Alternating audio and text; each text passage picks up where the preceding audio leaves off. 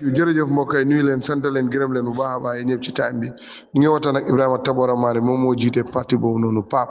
Mr Manneh thank you very much ci time bi appreciate nañ ko bu baax a baax of course PAP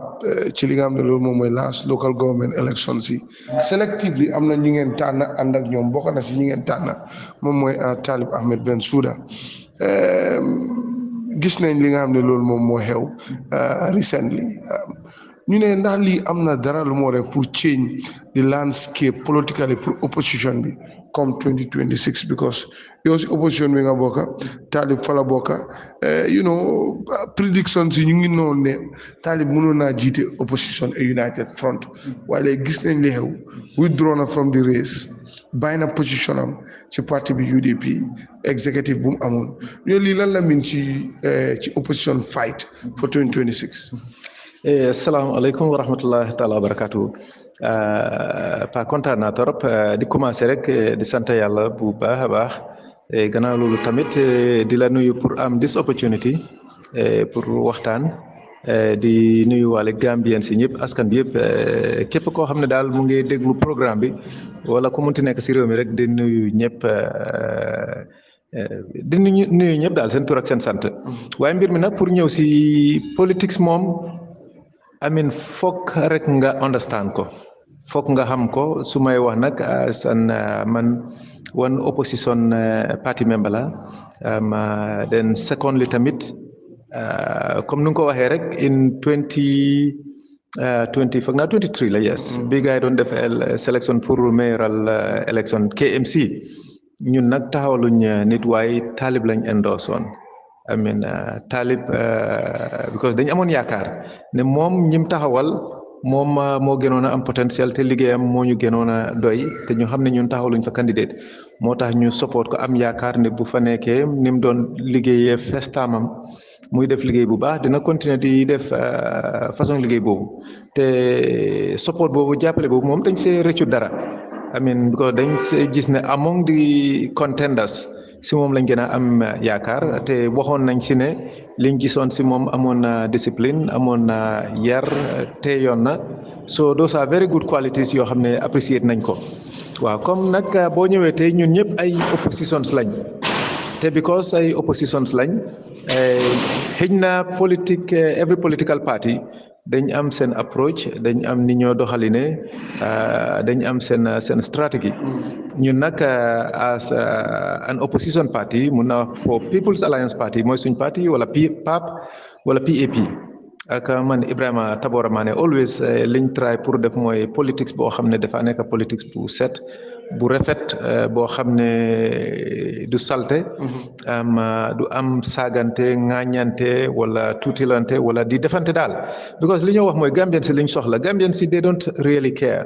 about nit ki ban xeet nga nekk they don't care ban religion nga bokkatu Gambien sa majority lay wax de don't really care the average Gambian they don't care yow si ban political party nga bokk nit yi liñ leen gën a yitteel léegi mooy ne kan mooy ñëw with a solution with an agenda boo xam ne ñoom dinañ ci mën a gis seen bopp dinañ am yaakaar ne bu nekkee ne ñëw nga rek réew mi dina génn si jafe-jafe yim nekk dinañ am yaakaar ne développement daal di nga ko mën a indi benn di nga mën a tax Gambien si nekk benn di nga mën a tax développement mun a am di nga mën a tax suñ sécurité yi mu gën a improve lopitaan yi mu improve soo demee school si xale yi mun a jàng te jàng bi quality bi mu baax te buñ wàccee tam liggéey mun a am jigéen yeeg ndaw yi ñi nga xam ne ñu ngi daw bés bu nekk pour am si li ñooy dundee mu mun leen a yombal lu waa si yomba soo nit yi loolu moo leen gën a yite si loolu lañ gën a am soxla te loolu nag gis nañ ko si a number of opposition politicians including Talib am na potentiel parce que soo gisee mu am support ak following ak si parti bi mu nekkoon bañ ràññee ko ñu recognize ko definitely am na potentiel nekkuñ benn parti nekkuñu woon benn parti moom mu ngi UDP ñun ñu ngi suñ own parti waaye li xew rek diggante bi daanaka ñëpp gis nañ ko ñëpp witness nañ ko ñun nag duñ ñëw pour jéem a apportion blame parce que ni ñoo defee politique mooy dañoo try always pour lépp loo xam ne daal ñu ngi koy def dañoo try mu nekk loo xam ne dina indi peace ba pare li nga xam ne dina tax unity am nit ñi nekk bennoo den nit ñi ku nekk maccoo na ku nekk am na xelam ku nekk gis na ku nekk dégg na amin lii xew du ne dañ koy nettaliwante waaye ñëpp a ko dégg ñëpp a ko gisandoor ku nekk nag dina def own conclusion am ak own judgment am ñun nag fi ñuy waxee rek mooy ne taalib na xam ne politics is very fluid it's not static I mean mooy ne politics environment bi dafay change all the time I mean situations daf koy change nit yi dañ koy change I mean moom fi mu nekk nii he still very young I doubt ne sax passé na 40 years man li ma koy aidal li ma koy advice mooy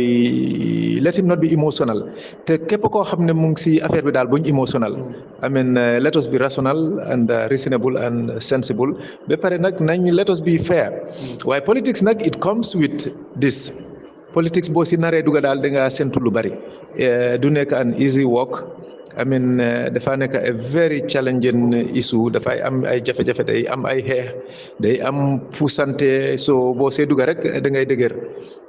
di nga mun a da nga war a mun a withstand all the pressures so he's a young man na toog na reflect na seet boppam bu baax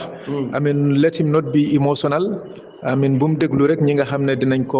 ko flatter waaye honestly first not speak with his family mooy jabaram ak siblings am si ak parents am si ñi nga xam ne daal they mean very very well without any political connection ñi nga xam ne ñoom liñ koy wax rek mooy li nga xam ne mooy war a nekk interest am te yaakaar naa ne loolu fi mu ko mën a amee number one mooy within the family na am real sober discussion with them mu xam lan la bugg a def ak fan la bugg a dem man daal loolu laa koy advice ba pare na am faith in God na xam ne life nit ki dafa dem through challenges so those challenges I mean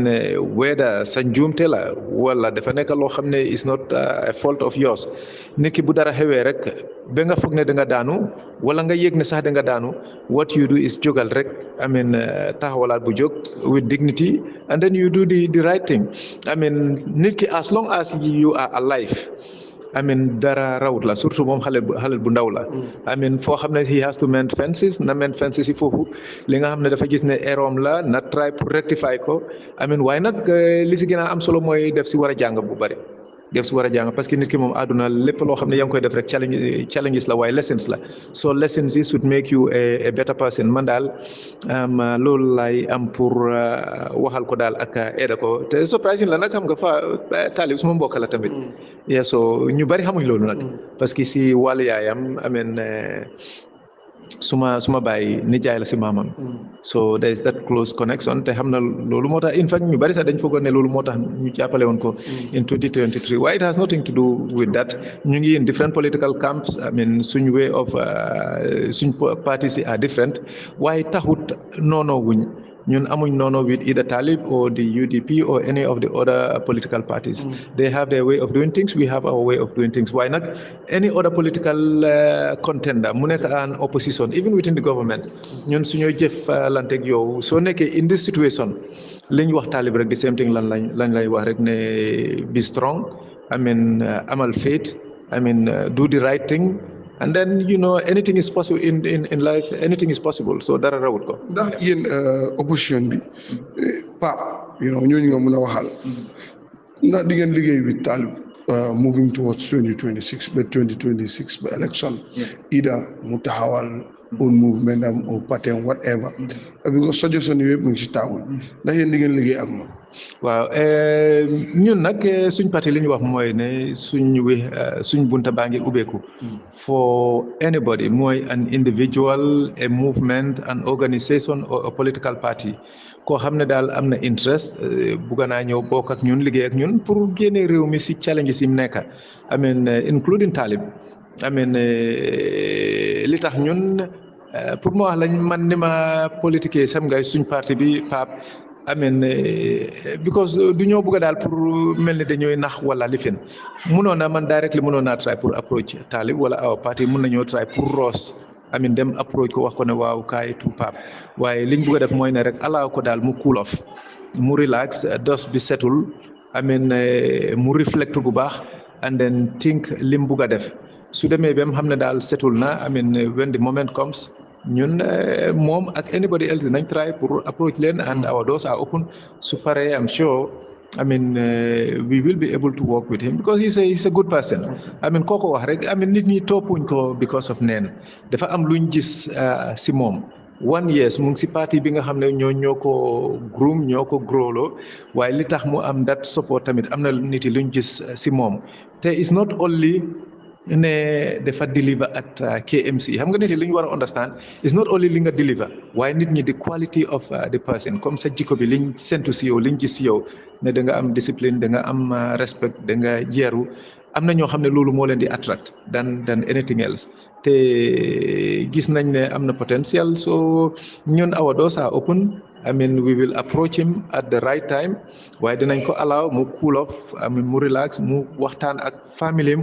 waxtaan ak xelam, and then at the right time we will approach him. because léegi politics nit yi dañ dee wax ne waaw comme things soo ko def rek teel koo def gaaw, so that you can have an edge. am na certain situations, yes, you need to do that, waaye am na certain situations foog nga dem patiently. You take the time. li nga xam ne dafa war a nekk sa bos rek will definitely come your way. so Talib and anybody else koo xam ne mu ngay déglu, or any other political party, xam naa ne by 2026 nit ñi nag ñu bari ñu ngi yàkkamti for a coalition. waaye coalition xam naa dina happen by 2026. loolu moom without a doubt. ndax dina happen. And again, the daggers are out there. With the recent happenings within the UDP, opposition we already losing the battle against President Barrow. No, loolu moom man I think ñiy wax loolu they are in the minority. One, or dañ understand bu baax wala appreciate tuñ bu baax the local situations at the political level. man maa ngi déglu ñu bari sax, most of them, some of them are not even in the country. They are not on the ground. yéguñ what is happening. Because majority of the Gambians, te man I believe ne overwhelming majority, xam nga mun ngaa déglu a census.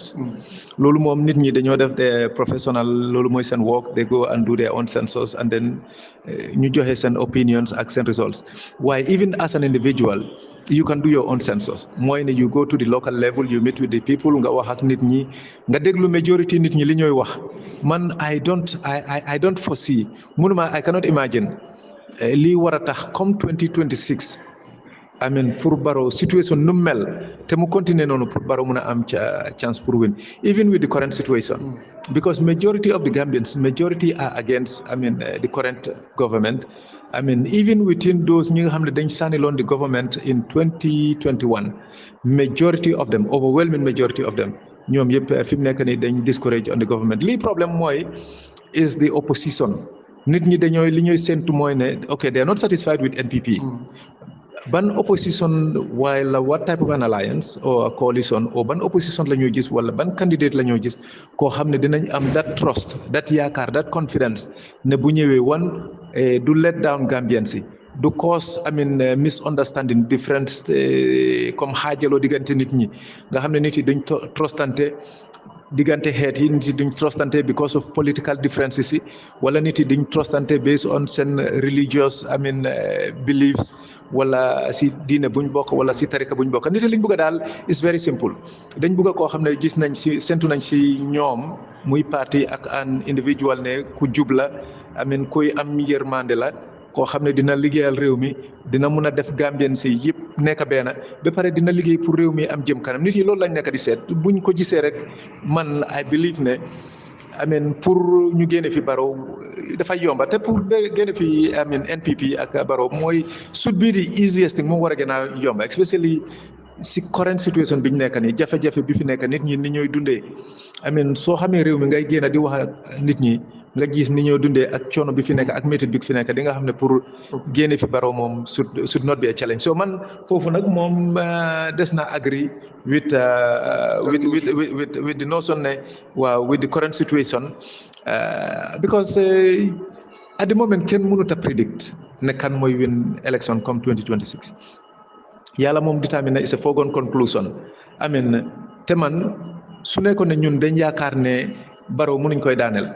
then there is no sense pour the set up a political party. te su nekkoon ne dañ fogoon ne either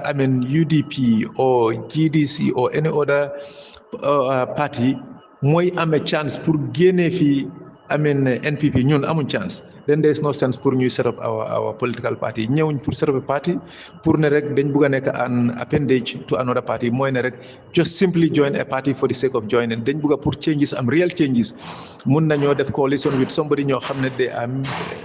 they mean well for the country dinañ indi unity te am nañ potential pour génne fi Barrow waaye ñun gëm nañ ne daal dinañ mën a génne Barrow even by ourselves with or without a coalition so dañ am that trust ne Gambians si they know better te Gambians si will do the right thing su waxtu wi jotee. Can you confirm with us ne yéen a ngi involved in some form of a negotiation between yéen ak other opposition parties ndax loolu officially dooram. In fact waxtaan moom I can tell you ne waxtaan commencé na soo demee since 2021 amoon nañ waxtaan with all the main opposition parties in the country all of them the main ones especially ñi nga xam ne dañ contendoon last year in 2021 amoon nañ waxtaan ak ñëpp muy UDP muy DOY muy GDC muy Essa Faal den independent candidate la ak NUP now come after election tamit di ñëw I mean there's been discussions boo xam ne am na ñoo xam ne dañoo ñëw rek casual nekkut anything loo xam ne I mean is concrete waaye jot nañoo waxtaan ñu ngi waxtaan ak ay nit ñi te xam nañ ne yaakaar nañ progress bu mag dina am moo tax su may wax rek damay wax always with confidence ne in 2026 there will be a coalition there is no doubt about that there will be a coalition ndax dafay nekk ñaari parti ñetti parti ñeenti parti juróomi parti waaye I believe ne there will be a coalition you have 20 political parties now I mean almost half of them they are aligned with the NPP why even among those sax yaakaar naa ne dina am ñoo xam ne sax dinañ rocceeku so people will be surprised ne some with NPP will probably pull out I mean and amongst the other remaining political parties others dinañ put seen weight together ba pare there is something that the government has done mooy yokka deposit bi pour I mean taxaw election for the presidential election dina eliminate a lot of other parties ak other contenders also so ñi nga xam ne dinañ taxaw they will narrow te ñi nga xam ne duñ taxaw dinañ seet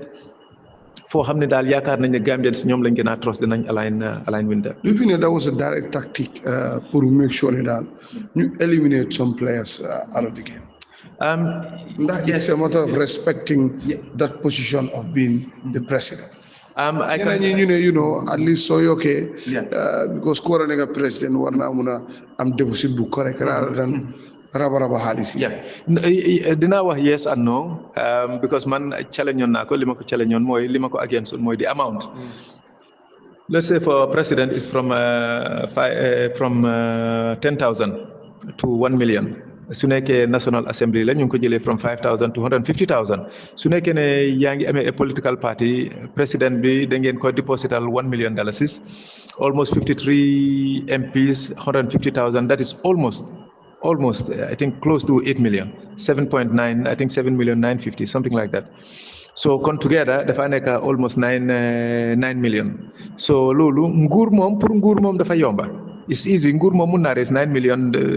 suy nelew sax parce que daf koo jëlee suñu xaalis rek I mean it's very easy su ko jëlul suñu xaalis sax waaye am na so many privileges am na ñoo xam ne ñu ngi koy jàppale ñun bañu ñu ne 10,000 is very small yes I agree mun nañ koy yokk maybe 100 200 150 250 mun nañoo understand loolu maybe even sax up to 500,000 sax woon ko waaye 1 million is too much on the high side so pour def ko 10,000 képp koo xam ne daal bugga na rek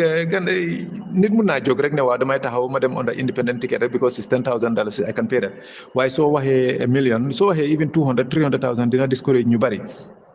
so mënoon nañ koo yokk mu reasonable waaye ñoom fuñ ko yóbbu nag loolu lu moo def mooy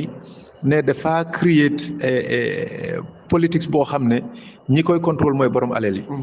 dafay disqualify ñoo xam ne am nañ ability bi am nañ man-man bi am nañ éene bi baax nañ waaye because amuñ xaalis bu doy te fuñ ko defee rek ki mooy jox advantage rek mooy nguur ak borom alal yi parce que li xew mooy kon borom alal bu amee xaalisam day naan waaw léegi man daal dama bëgg a contrôle government léegi ni ma ko defee mooy damay seet koo xam ne am na parti amut xaalis ma ñëw jox ko 20 million 30 50 million soo kooku amen mu contest su winee amen man lu ma bëgg mu def ko soo demee amen comme borom alal yi ñoom it loolu la ñoo seet rek naka la ñoo contrôler politiciens yi soo dafaa nekk loo xam ne daal borom alal rek ñoo ko jënda ñoom lay jox advantage te mun naa nekk koo xam ne daal alalam ni mu ko amee xëy na alali réew mi sax la sàcca exemple nga nekk si nguur nga nekk foofu liggéey sàcca 100 million 200 million 300 million nga dem nga set up sa own party so waaye dina am ñoo xam ne ñoom ñu jàngalañ am nañ xam-xam bi am nañ man-man bi am nañ éene bi am nañ yërmande bi te buñ nekkee président ñoo laa gën a nekk président bu baax waaye because yow yaa ngi am xaalis bu bari yow nga mun a taxawal parti ñoom duñ mun a taxawal parti so at the end of the day li ñoo am mooy ne rek ñi am xaalis ñooy contrôle nguur bi ñooy contrôle politics te loolu moom is not fair to the average Gambians because politique moom war nañ koo jox képp koo xam ne daal ku baax la doomi réew mi la am na xam-xam bi am na man-man bi am na yërmande bi te gis nañ ne nit ku jub la war naa mun a am that opportunity pour mu mun a contest xaalis warta nekk loo xam ne war na koo tere waaw so ñun daal suñ gis-gis foofu la war nañ koy yokk waaye na reasonable 200,000 is fine 250 is fine maximum maybe even 500,000 ba pare député yi at least 25,000 I mean war naa tane parce que député yi is self serving because ñoom ñu ngi leen di fay every month almost 150,000 so ñoom dafa mel ne lii daf leen arrangé ñoom lii lañ bëgg parce que bu nekkee ne yaa ngi am benn teacher wala benn nurse wala benn civil servant koo xam ne dafa bëgg a contest te moom salary sax mënut a mot 10 wala 15,000. yow yaa ngi make 150,000 su nekkee ne sa gox bi nga nekk wala ñi nga represent yow defuloo foofu liggéey bu leen doon ñu bugg laa génnee waaye kooku mënut a raise 150,000 dollars pour compete ak yow so obviously ñoom ñi nga xam ne ñu ngi nekk député yi ñoom def leen a arrangé so borom alal yi lay gën a arrangé so loolu daal war nañ koy seetaat. Finally, let's talk about the agenda. We have more opposition DJ come 2026. Supporters of the government, they have things that they can sell to the Gambians. Some remote villages, and then Kurang, is enough for New Jack for Gambians. For Gambians, Munle had another mandate. Opposition on what flag or one angle pour jaay Gambians we need a change and of course lii moo tax we need a change. non nguur bi dañooy wax rek dañoo caaxaan rek ñoom sax xam nañ ne dañ fail parce que li xew mooy réew boo xam ne even sa nit ñi mënuloo leen satisfy mooy ne dëkk bi li fi nekk xiif moo fi nekk loolu lañ war a njëkk a xeex parce que nit moom mënut a dunda ak xiif ñu ngi wax bés bu nekk marché bi ak dépense bi nu mu seeree dégguñ ñu wax si dara boo waxee rek dañ laa naan àdduna bi yëpp la fu nekk mu ngi seer ñoom ñëwuñ with plans ak ideas ak agenda boo xam ne dinañ tax dunda bi mun a yomba luwaas baa ngi seer nga xam ne loolu waroon nañ koo mën a contrôle dégguloo loolu ñu wax si dara boo demee lopitaan yi ñu ne amuñ garab soo demee private clinique yi sax ñooy am garab yi te soo demee foofu tam business la rek dafa seer loolu mënuñ koy adresse soo ñoom fi ñu waxee mooy ne rek ñu ngi defar yoon yi waaye soo seetee même réew mi sax security is a problem demonstrations yaa ngi bari xam nga di nga xam ne nguur bi dafa fail parce que every other day or every other week di nga dégg one crisis or another nit ñi lan moo tax nit ñi di dem ñuy demonstrate parce que majority bu nekkoon ne dañ amoon enough employment nit yaa ngi engage ñu ngi mën a liggéey xam nga démonstration bi bari yaa ngi koo dégg du daan am. in fact recently sax problème bi fi xewoon nguur foogoon naa ne yow nguur nga jiite nit ñi nga dégg wax boo xam ne mun naa indi fitna di best thing li nga war a def rek war ngaa mën a jóg rek adresse ñëpp satisfy parce que réew moom boo ko jiitee rek dangaa nangu pour taxaw mun a wax dëgg lan mooy sa dëgg ak yow sa gis-gis ak sa réew ni nga ko bëgg a gisee waruloo bàyyi nit ñi rek ku nekk rek di wax wala di def nim ko neexee xam nga foo ma président yaa jëme nga bugga ko wala nga ñàkk koo bugga bu nekkoon ne moom moo fi nekkoon xam nga ne yeneen du xew yaa ngay gis yeneen problème diggante nit ñi yeneen let's say last mun naa wax rek even last problème bi xewoon comme ki defoon waare wax bu nekkoon yaa jëme dina doon jël décision either you agree with him or not waaye moom dina doon waxam ne dëkk bi peace moo fay prévail te nii lay xewee ku d'accord ak moom nga d'accord ak moom ku du d'accord ak moom nga ñàkk a d'accord ak moom soo kilifa nag ak borom réew noonu ngay acté fu nga jël contrôle bi dina am ñoo xam ne dinañ la blame dina am ñoo xam ne dinañ happy dina am ñoo xam ne duñ happy waaye you have to take decision soo réew mi moom ñoom li ñuy wax amuñ anything to sell because dëkk bi dafa métti dañ am jafe-jafe ñun nag li ñuy wax du ne only criticize the government ñun wax nañ programme si ñu am pour wàññi fi poverty pour def dunda bi mun a yomba wax nañ naka la ñoo jàppalee Gambien si ba nga xam ne suñ économie bi Gambien si ñoo koy contrôle waaye soo seetee suñ économie Gambien si nekkuñ major players fi mu nekk nii loolu ñun wax nañ ko ba soona ne réew pour mu am jëm kanam foog économie bi foog business bi majority ñi nga xam ne ñoo si war a ëppa doole dafa war a nekk doomi réew yi ñoom nag da ngaa seet naka nga leen war a mun a dimbalee bañ mun a am doole même soo seetee béykat béy bi ñu doon def nii xam nga boo waxee dinañ la wax ne indi nañ tracteur ñu ne dinañ indi 180 tracteurs indi ngum lañ 60 waaye boo seetee ñoom ida dañ xamul réew mi naka la war a doxee wala understand uñ situation ni pharmacie wala xamuñ nit yi liñ soxla yaa ngi indi 60 tracteurs femme boo xam ne sax amul jiw bu doy wala amul engrais bu doy dencut benn 20 wala 50,000 dalasis nga ne ko da nga koy jox tracteur waaye li mu war a def mooy na fay 600,000 dalasis loolu nekk deposit nguur deposit 600,000 nga lebal ko 1.2 million mu fay ko in 4 years mooy 300,000 every month xam nga loolu loolu duñ dimbal parce que nit ki da nga ko jox lim antan li nga xam ne moom mënut ko yow nga jàppale ko foofu nga taxawal ko foofu waaye femme bi boo ko ne fayal 600,000 dalasis ki nga xam ne li mooy lekk loolu lay xelaat xam nga kooku dimbalewuloo ko soo ñoom ni ñoo doxalinee seen doxalin even foo xam ne sax gars yi bugga nañoo def lu baax wala ñu ngee dégg nit ñi di wax niñ bugg a defee suñ ko buggee copie duñ ko am correctly because xelaatuñ ko xamuñ ko te mënuñ ko soo loolu moo fi nekk rek nguur bi fi nekk moom seen xelaatin dafa des amin éni bi sax mun na faa nekk waaye mënuñoo yóbbu réew mi amin te mënuñoo jël concrete decisions te nguur moom amin bu nekkee ne yéen a ngi koy jiite te yéen a ngi ko contrôle am na yenn yoo xam ne daal loolu moom da ngeen ko war a xam da ngeen ko war a man te direction bi ngeen bugg a yóbbu réew mi war ngeen ko mën a def ba mu óor ñëpp ne ñii daal fi ñu ñoo yóbbu bugg nañ fay dem waaye réew mi fi ñu koy yóbbu Gambian si majority mun naa laa wax 90% of Gambian si nguur fi mu leen di yóbbu bugguñ faa dem moo tax ñu ne nguur bi dafa fail te foog nañ ne am nañ yaakaar ne PAP muy People's Alliance Party dina surprise ñu bari 2026 election people will be shocked ne am nañ yaakaar te ñu ngi invite ñëpp ne ñu ñëw ñu liggéey together pour génnee suñ réew mi parce que kenn duñu ko defaral ñu ni neen ñoo koy defaral te PAP yaakaar nañ ne daal dina bokk si solution bi bu soobee yàlla incha allah. Thank you very much Mr Ebrima T Manneh ci time jotaay ak waxtu bi nga xam ne moom la jël jox ko doomi Gambia final rek lu am pour dénku doomi réew mi it seems like we are divided religiously we see the tribal card here and there sometimes being played by young politicians most of the time ak yu demee noonu. non xam nga man nag loolu amul benn politicien bi ñu commencé 2021 amul benn politicien boo xam ne affaire tribe wax na si man di ma ëpp parce que man balaa maa dugg politics wax nañ ne loolu mooy suñu number one issue because gis nañ ne politics dafa bugg a divide Gambians si along tribal lines te loolu dafa nekk loo xam ne dañ koy xeex guddeeg bëccëg gis nga ñun président yaa pour ñu am ko ak ñàkk koo am yëpp lañ emale du ñu tere nelaw xam nañ ne suñ ko naree am dinañ ko am suñ ko amul tamit duñ wax wala jëf lu bon ba nga xam ne dinañ sega ëllëg waaye liñ gom te mooy dëgga ku ko bugg nga jàppe ko ku buggu tam nga jàppe ko gis nga réew mi mu neex ñu mu naxari ñu li ñuy wax mooy ne gis nga xeet yi fi nekk ñoo fay nekk rek mooy soose bi dina fi nekk olof bi nekk fi pël bi nekk fi joolaa bi saraxule bi séeréer bi aku bi manjaako bi comme xeet yi fi nekk daal mu neex ñu mu naxari ñu dañ fay nekk te li gën ak li baax te mu óor te mooy lu correct mooy ne nañ leen dëkk si jaama nañ leen acceptante nañ leen buggante buñ nangu politiciens si waaye la nit ñi because of ñoom seen selfish interest ñu bugg a ñoo jaxasoo ñu ni neen the other thing fi may waxee mooy ne si même si wàllum diine bi buñ leen nangu kenn di ñu jaxasoo gis nga réew mi kenn moomut ko kenn ëppalewut kenn du xeet bi muy soose wala olo wala joolaa wala pël su ñëwee wàlli diine tamit is very sensitive